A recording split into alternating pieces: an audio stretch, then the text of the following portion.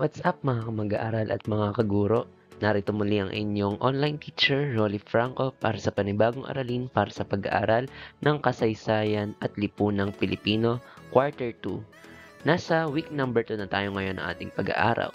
Sa ating aralin ngayon, tatalakayin natin ang iba't ibang karanasan ng ating mga ninuno sa kanilang pakikibaka laban sa mga dayuhan mula sa Espanyol, Amerikano hanggang sa pananakop ng Hapon. Ating uunawain kung paano ito nagbunsod ng makabayang kamalayan ng mga Pilipino. Ang mga layunin natin sa araling ito ay suriin at ipaliwanag ang mga mahalagang issue at karanasan ng ating mga ninuno sa tatlong panahon ng pananakop. Makikita natin kung paano ito naging daan tungo sa paglakas ng diwang makabayan. Magsagawa tayo ng isang pampaganang gawain. Isipin ninyo mga mag-aaral, kung kayo mismo ang nabuhay sa ilalim ng mga mananakop, ano ang gagawin ninyo para ipagtanggol ang inyong bayan at pamilya? Sagutin natin ito bilang panimula ng ating talakayan. Sa kasalukuyang panahon, anong sitwasyon ang nagpapakita ng wala o kakulangan ng kamalayang Pilipino? Bakit mahalagang maalaala natin ang mga pangyayaring ito sa kasaysayan? O bilang kabataan, paano makakatulong ang kamalayang Pilipino sa pang-araw-araw nating pamumuhay? Sa panahon ngayon, may mga sitwasyon pa ba na kailangan muling gisingin ang kamalayan ng kabataan? Bakit? Bago tayo magpatuloy, balikan muna natin ang mga anyo ng pakikibaka na dati nating natalakay. Ito ay ang armado, kultural, mapayapa, panlipunan at iba pa. Ang mga ito ay magiging konektado sa ating bagong aralin. Panahon ng kolonyalismong Espanyol. Talakayin natin ang iba't ibang issue na naganap o mga pakikibaka na naganap sa panahon ng kolonyalismong Espanyol. Sa panahon ng Espanyol, malinaw ang hindi pagkakapantay-pantay. At isa sa mga naging suliranin noong panahon na iyon ay ang isyong panlipunan. Pabor ang lipunan sa mga Espanyol at Prinsipalya. Ang simbahan ay ginamit hindi lang sa relihiyon, kundi bilang kasangkapan ng kapangyarihan. Dahil dito lumaganap ang diskriminasyon na nag-udyok sa mga Pilipino na lumaban, kabilang na ang mga pag-aalsa ni na Tamblot, Diego at Gabriel Silang at Dagohoy. Unti-unti namang namulat ang kamalayang Pilipino.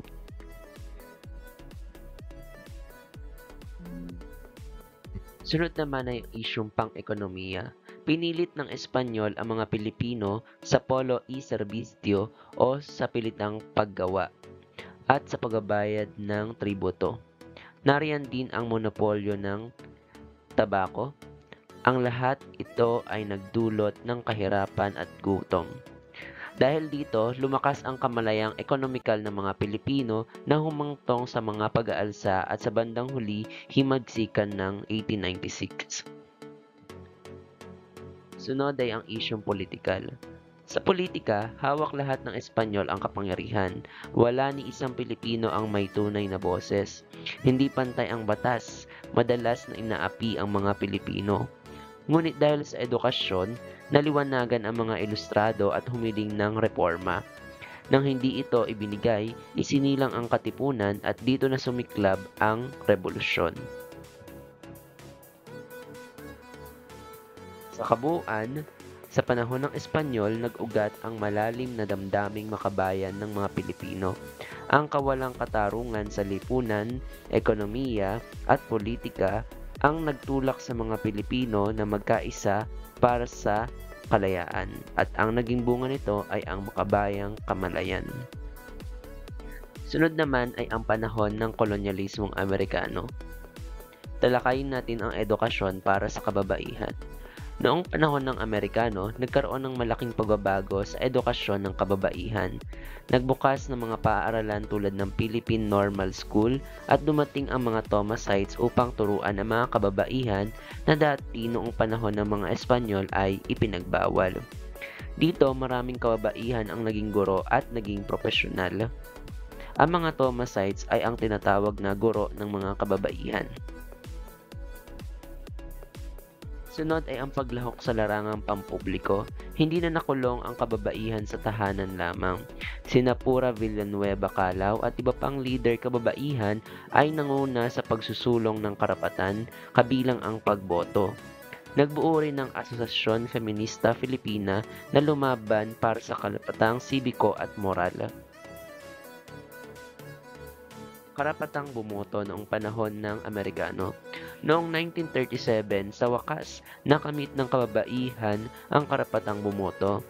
Sa plebisito, mahigit kalahating milyong kababaihan ang bumoto pabor dito. Simula noon, naging aktibo na sila sa politika at lipunan.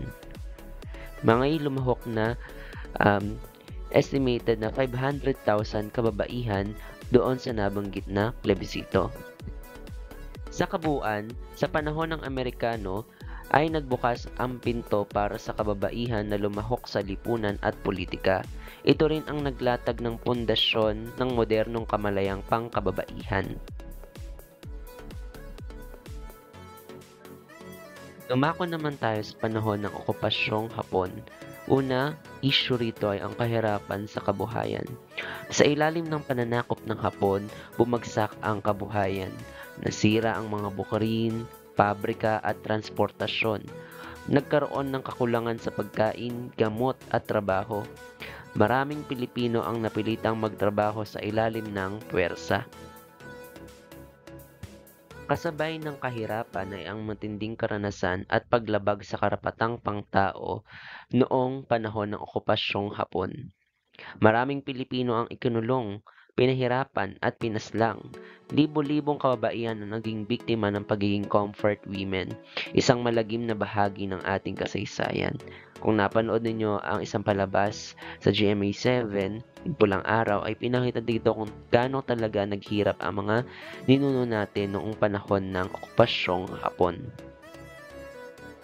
Isa rin sa mga naging pahirap noong panahon ng Hapon ang kawalan ng kalayaan at propaganda. Kontrolado ng mga Hapon ang halos lahat ng institusyon, sarado ang mga paaralan at pahayagan na hindi nila hawak. Ipinilit ang Nihongo at ang kanilang propaganda. Sinunog ang mga aklat na may ideyang kanluranin. Ngunit hindi na nahimik ang mga Pilipino. Lumaganap ang kilusang gerilya, gaya ng hukbalahap na pinamunuan ni Luis Taruc. Sa kabila ng panganib, marami ang tumulong sa kanila bilang tanda ng diwa ng paglaban. Sa kabuuan, noong panahon ng okupasyong Hapon, ramdam ang hirap at dahas, ngunit dito rin umusbong ang diwa ng pagkakaisa at kabayanihan ng mga Pilipino. Ngayon ay magsagawa tayo ng gawain. Pumili kayo ng isang panahon na sa tingin ninyo ay may pinakamalaking naging ambag sa pagbuo ng kamalayang Pilipino. Ipaliwanag ito sa pamagitan ng pagsulat ng isang talata. Magsagawa naman tayo ng fact-checking activity. Ngayon ba ay malinaw na ang mga karanasan ng pakikibaka laban sa mga dayuhan na nagbunsod ng kamalayang Pilipino? Paano natin mapapanatili at maipapasa ang ating kamalayang Pilipino sa kabila ng mga pagbabagong nagaganap sa ating lipunan at daigdig? Ito ang ating gagawin sa yugtong ito. Ipaliwanag kung bakit mahalaga sa pagpapalalim ang kamalayang Pilipino. Gamit ang internet, maghanap ng isang artikulo, post, balita o larawan na may kaugnayan sa kamalayang Pilipino. Halimbawa, karapatan, kasaysayan o isyong panlipunan. Kopyahin ang link ng naghanap na impormasyon at sagutin ang mga sumusunod na tanong sa iyong papel. Ano ang sinasabi ng source? Saan ito galing? Ano ang layunin ng balita? Paano mo masasabi kung ito ay totoo o hindi? At may nabanggit bang opisyal na sanggunian o datos? Matapos ninyong tukuyin ang mga maaaring magpalalim ng kamalayang Pilipino, ngayon naman ay ilapat ninyo ang mga karunungan at kasanayan sa pamamagitan ng pagsagot sa mga tanong na magpapalalim ng kamalayang Pilipino. Una, gaano kahalaga na kumalap ng napatunayan at totoong balita o issue? Paano pa natin malalabanan ng fake news bilang isang issue na nangangailangan ng kamalayang Pilipino? Paano natin patitibayin ang kamalayang Pilipino bilang isang sandata sa mga karanasan natin sa kasalukuyan? Para sa pagtataya, sagutin ang mga tanong na ito batay sa ating aralin. Ano ang 3 isyung hinarap ng mga Pilipino sa ilalim ng Espanyol? Ano ang pinakamahalagang pagbabago sa kababaihan noong panahon ng Amerikano? At paano lumaban ang mga Pilipino sa panahon ng Hapon? Bilang dagdag na gawain, gumawa ng isang poster na sumasalamin sa diwa ng pakikibaka ng mga Pilipino. Maaari ninyong gamitin ang anumang anyo ng sining. Sa huli, masasabi natin na ang lahat ng karanasan sa ilalim ng mga dayuhan, Espanyol man, Amerikano, o Hapon, ay nagsilbing apoy na nagbunsad ng pagkakaisa at pagmamahal sa bayan ng Pilipino. Diyan nagtatapos ang ating maikling aralin. Maraming salamat muli sa mga bumuo ng pagsusulat ng panghay-aralin kung saan ibinase ang discussion video na ito. Muli, ako yung inyong online teacher, Sir Franco. Maraming salamat sa inyong panonood. Huwag kalimutang mag-like, mag-subscribe at i-share ang aking video. Maraming salamat!